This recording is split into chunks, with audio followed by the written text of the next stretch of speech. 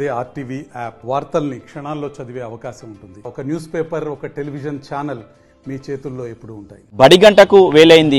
వేసవి కాలంలో ఇన్ని రోజులు వేసవి ఆటలు ఆడుకుంటూ కూడా విద్యార్థులు మొత్తం ఎంజాయ్ చేసినటువంటి పరిస్థితి ఉంది. నేటి నుంచి కూడా మళ్ళీ తరగతులు పునఃప్రారంభం అవుతున్న నేపథ్యంలో ప్రభుత్వ బడుల్లో మొత్తం శుభ్రం చేసి తోరణాలు కట్టి ఆ పిల్లలను కూడా ఆహ్వానిస్తున్నటువంటి పరిస్థితి కనపడుతుంది. నిన్న మొన్నటి వరకు కూడా బడిబాట కార్యక్రమాన్ని నిర్వహించారు. ప్రతి ఒక్కరు కూడా ప్రభుత్వ పాఠశాలలో చేర్పించాలని కూడా తల్లిదండ్రులకు అవగాహన కల్పించినటువంటి పరిస్థితి ఉంది. దాని ఈ రోజు నుంచే ప్రభుత్వ బడుల్లో ఉన్న వారికి అదేవిధంగా పాఠ్య పుస్తకాలు, అదేవిధంగా డ్రెస్సులు కూడా పంపిణీ చేస్తామని కూడా అధికారులు చెప్తున్నటువంటి పరిస్థితి కనపడుతుంది. నల్గొండ జిల్లా కలెక్టర్ ఇలా త్రిపాఠి మేడం మొత్తం కూడా ప్రభుత్వ బడులపైనే ఫోకస్ పెట్టేటువంటి పరిస్థితి కనపడుతుంది. పెద్ద ఎత్తున ప్రతి ఒక్కరూ ఇక్కడ ఉండాలి, ప్రతి ఒక్కరు కూడా ఎవరు కూడా ప్రభుత్వ బడిలోనే చేర్పించే విధంగా కృషి చేయాలని కూడా చెప్పినటువంటి పరిస్థితి. దీనికి అనుగుణంగా డీఈఓ కూడా మొత్తం కూడా అన్ని ఏర్పాట్లు పూర్తి చేసినటువంటి పరిస్థితి ఉంది. ప్రస్తుతం మనం నల్గొండ పట్టణంలో ఉన్నటువంటి బోయవాడ స్కూల్లో ఉన్నటువంటి ప్రస్తుతం హెడ్ మాస్టర్ గారు అందుబాటులో ఉన్నారు. సార్ అడిగిన మరిన్ని వివరాలు తెచ్చుకునే ప్రయత్నం చేద్దాం. సార్ మొత్తం కూడా నేటి నుంచి బడులు ప్రారంభం కాబోతున్న పరిస్థితి కనబడుతుంది. ఎట్లా ఉంది సార్, ఎట్లాంటి ఏర్పాట్లు చేశారు? మేము ప్రధానంగా ఈ విద్యా సంవత్సరంలో విద్యార్థుల సంఖ్య పెంచుకోవడం మీద దృష్టి సారించాం. ఇప్పటికే మా పాఠశాలలో 98 మంది విద్యార్థులు ఉన్నారు. ఆ సంఖ్యని ఇంకా పెంచుకునే విధంగా బడిబాట కార్యక్రమాన్ని జూన్ 6వ తారీఖు నుంచే ప్రారంభించడం జరిగింది.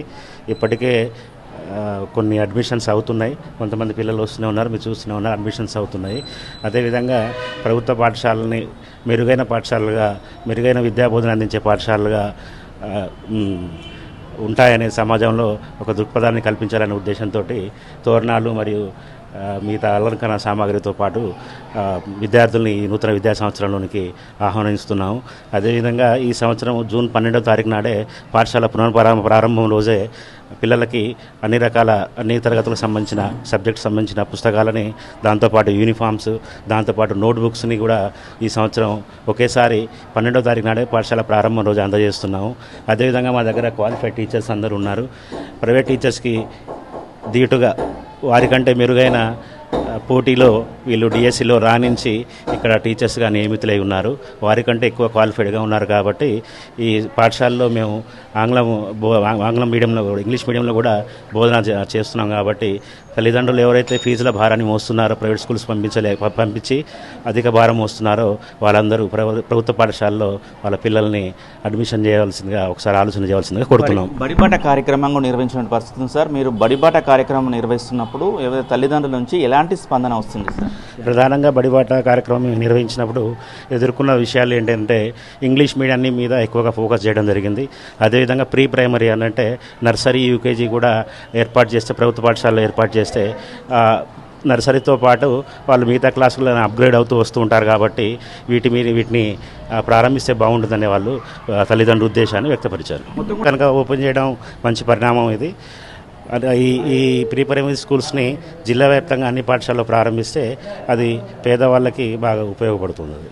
రైట్, మొత్తం కూడా చూస్తున్నాం. ఒకటే చెప్తున్నారు, ప్రభుత్వ బడులను బలోపేతం చేయడానికి ప్రతి ఒక్కరు కూడా కృషి చేయాలని కూడా చెప్తున్న పరిస్థితి. ఆ బాధ్యత కూడా వారి తల్లిదండ్రులపైనే ఉందని కూడా చెప్తున్నటువంటి పరిస్థితి కనుక ముఖ్యంగా కూడా ఆ ప్రైవేటు పాఠశాలలో కూడా ఫీజుల భారం మోయలేక ఆ పరిస్థితి కనపడుతుంది. మొత్తం కూడా గవర్నమెంట్కు సంబంధించిన ఉపాధ్యాయులు కానీ ఉపాధ్యాయురాలు కానీ మొత్తం కూడా డిఎస్సి అతి కష్టం, అన్ని పరీక్షలు రాసి వాళ్ళు క్వాలిఫై అయిన తర్వాతనే ఇక్కడికి చదువు చెప్తారు. కాబట్టి మంచి విద్యను అందిస్తారని కూడా చెప్తున్న పరిస్థితి కనుక మనం చూస్తున్నాం. మొత్తం దీనికి సంబంధించిన ఈ రోజు నుంచి ప్రారంభం అవుతున్నా కూడా మొత్తం కూడా తోరణాలతో కూడా అలంకరించి కొత్తగా వచ్చిన విద్యార్థులకు స్వాగతం పలుకుతున్నటువంటి పరిస్థితి కనపడుతుంది. కొత్త అడ్మిషన్స్ కూడా వస్తున్నాయని కూడా చెప్తున్నటువంటి పరిస్థితి కనపడుతుంది. మొత్తం దానికి సంబంధించిన పిల్లలు ఆ స్కూల్లో చేరడానికి వస్తున్నటువంటి విజువల్స్ కూడా మనం ఆర్టీవీ స్క్రీన్ మీద కూడా చూసాం. దీనికి సంబంధించిన అడ్మిషన్స్ తీసుకోవడానికి కూడా ఎవరైతే టీచర్స్ ఉన్నారో వాళ్ళు కూడా వాళ్ళకు అన్ని వివరాలు తెలియజేస్తున్నటువంటి పరిస్థితి కనపడుతుంది. ఏది ఏమైనా ప్రభుత్వ బడులను బలోపేతం చేసే దిశగా ప్రభుత్వం అడుగులు వేస్తుందని కూడా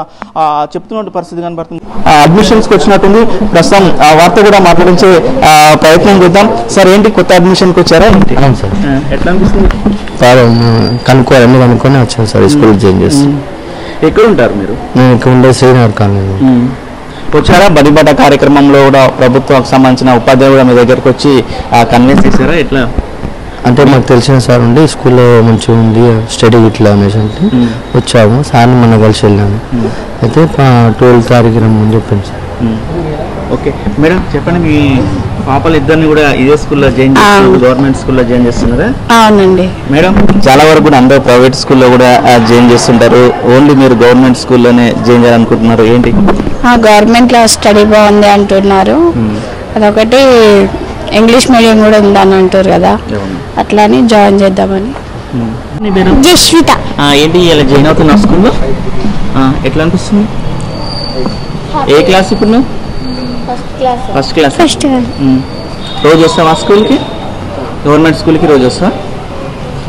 రైట్, మనం చూస్తాం మొత్తం కూడా అడ్మిషన్స్ మాత్రము వస్తున్నటువంటి పరిస్థితి కనపడుతుంది. మొత్తం కూడా వారు ఎవరైతే తల్లిదండ్రులు ఉన్నారో తల్లిదండ్రులు ఒకటే చెప్తున్న పరిస్థితి ఉంది. ఏదైతే ప్రభుత్వ పాఠశాలలో కూడా విద్య బాగుంటుంది కాబట్టి ఇంగ్లీష్ మీడియం కూడా ప్రవేశపెడుతున్నారు కాబట్టి ప్రతి ఒక్కరూ కూడా ఇక్కడ జాయిన్ చేయడానికి వస్తున్నామని కూడా వారు చెప్తున్నటువంటి పరిస్థితి కనపడుతుంది. ప్రైవేటు స్కూళ్ళలో కూడా ఫీజుల భారం ఎక్కువ ఉంటుంది కాబట్టి గవర్నమెంట్ పాఠశాలలో కూడా ఆ విద్యను బాగుంటున్న ఉద్దేశంతో ఇక్కడికి వచ్చి మేము అడ్మిషన్స్ తీసుకుంటున్నామని కూడా వీరు చెప్తున్న పరిస్థితి కనపడుతుంది.